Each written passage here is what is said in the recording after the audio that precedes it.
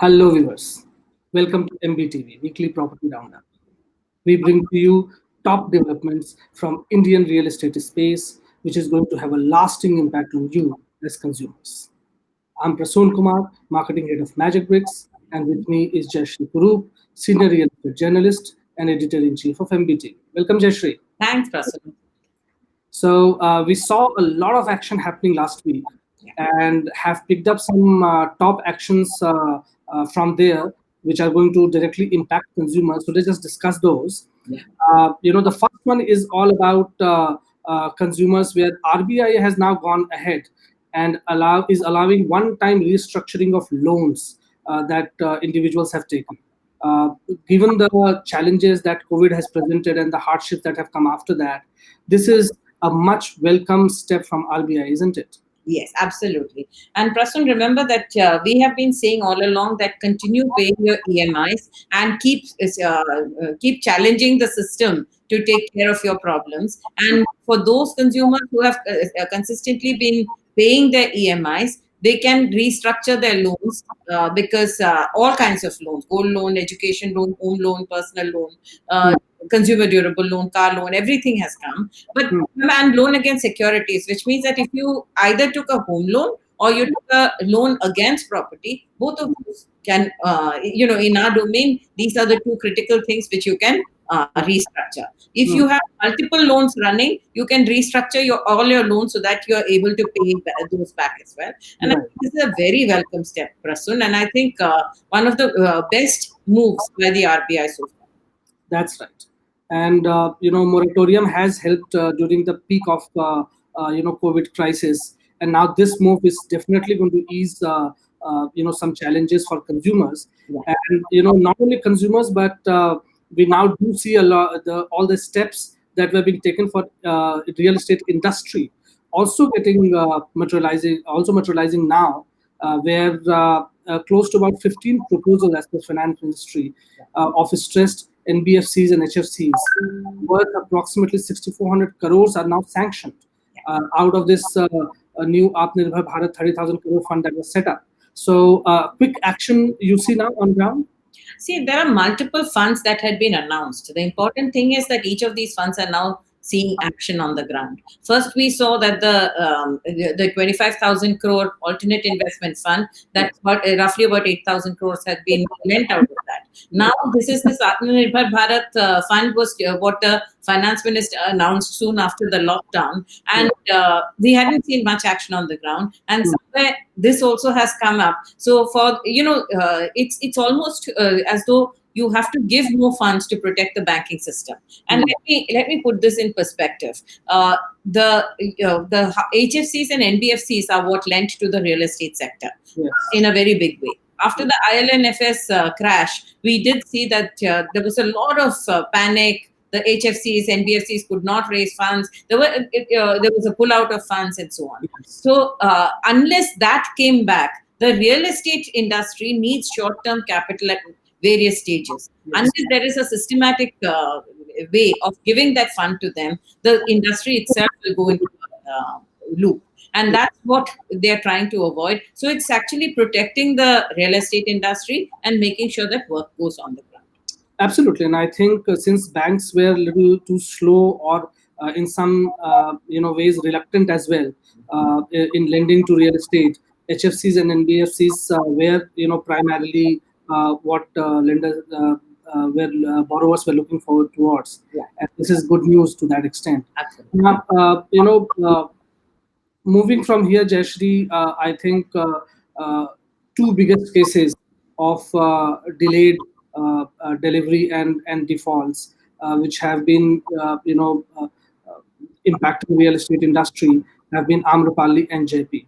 And we do see some movement happening there, and we have seen 2 steps forward and 1 step backward kind of thing happening till now, especially in case of Amrapali as well as Jaypee. But now for Amrapali buyers, there's a good news coming where NBCC has announced that they'll start handing over 200 flats per month from August. Now, how significant is this development for Amrapali, and are all Amrapali projects under this? Yes, all Amrapali projects are with the court receiver. It is under one umbrella. And remember that in July they have already handed over 60 units. So the number of units have come out, and the fact that there's going to be almost like an assembly line production for thousands of consumers who have been waiting since I think 2009. It's like a silver lining on that really gray cloud.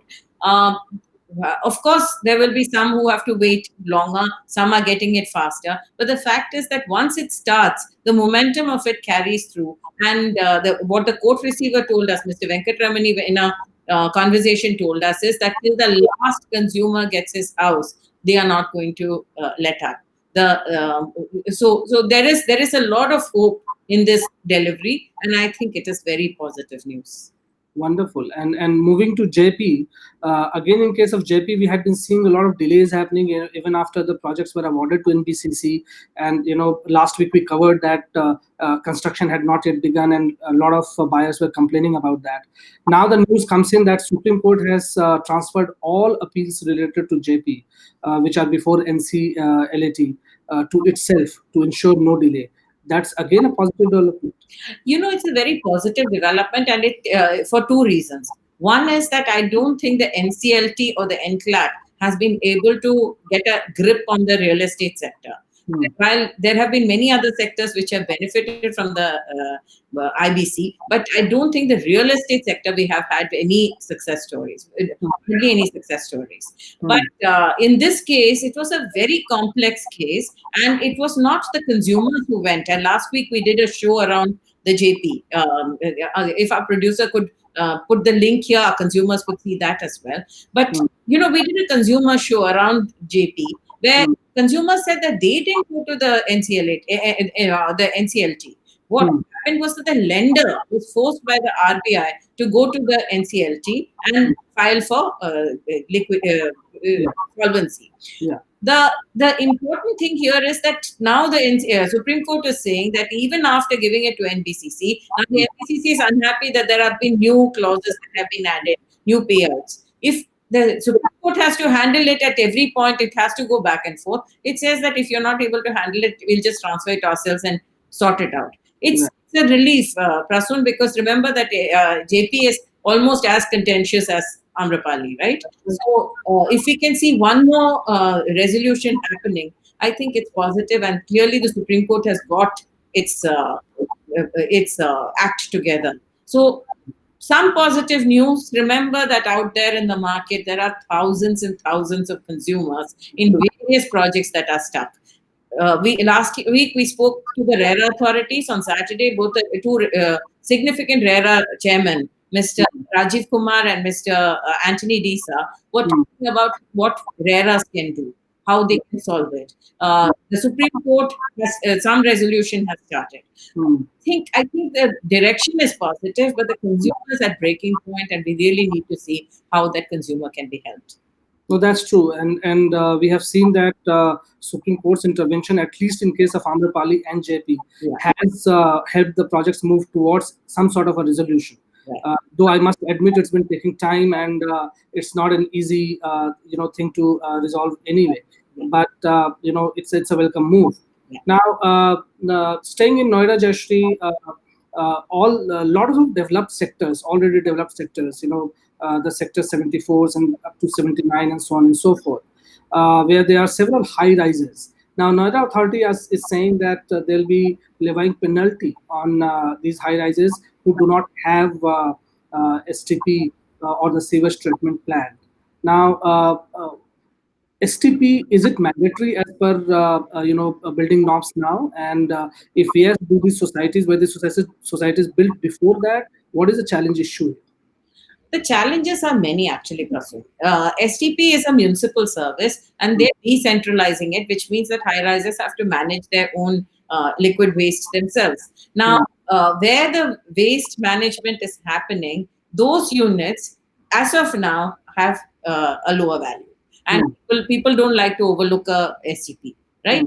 But many developers, especially in Bangalore, have got around this by creating an open space, a green area over it, and pushing this underground. Now, too new a service for people to understand how well it has to be implemented. But across India, and keep watching us, because we have a lot of, we are covering this on a national basis from Mumbai to Bangalore to NCR. We are covering it in various shows, telling people what you need to do, what are the challenges, and talking to the authorities. But this is a new issue. Consumers have to get their head around it, because by law it is mandatory for you to have STPs, and you have to figure out how this can be done the best you can.